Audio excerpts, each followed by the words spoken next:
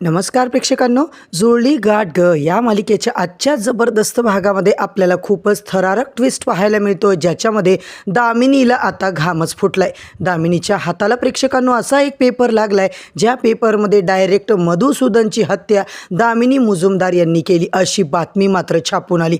तो पेपर पाहताच, ती बातमी पाहताच प्रेक्षकांनो दामिनी तर पुरती आता घामाघूम झाली आणि तोच पेपर आता पाहून दामिनी चक्क बेशुद्ध पडते आणि धैर्याच्या सुद्धा हातामध्ये तोच पेपर आलाय प्रेक्षकांनो। आणि हे सगळं सावीचं प्लॅनिंग असतं। काही करून दामिनीच्या हातामध्ये पेपर दिलाय। नक्की आज आता नेमकं सावी, नीता, अवंती यांनी असं काही तिघींनी मिळून कारस्थान केलंय ना, की दामिनीला असा धडा शिकवलाय। याचबद्दल प्रेक्षकांनो आजच्या भागात आपल्याला पाहायला मिळतंय। आजचा भाग इतका जबरदस्त दाखवलाय ना, शेवटपर्यंत नक्की बघा।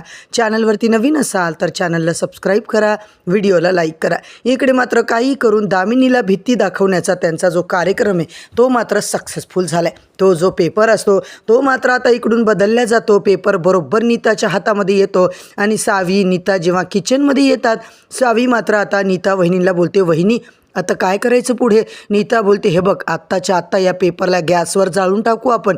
हा पेपर पेटवला की मात्र टेन्शनच नाही। आणि तेवढ्यातच प्रेक्षकांनो चक्क किचनमध्ये मात्र आता धैर्याची एंट्री होते आणि धैर्य आल्यावर या दोघींना पुरता घामच फुटतो। सावी आता घाबरते, काहीतरी बोलायला लागते आणि तेव्हा मात्र धैर्य म्हणतो, काय सावी मॅडम काय चाललंय इकडे? सावी, नीता एकदमच आता कावऱ्या बावऱ्या होतात।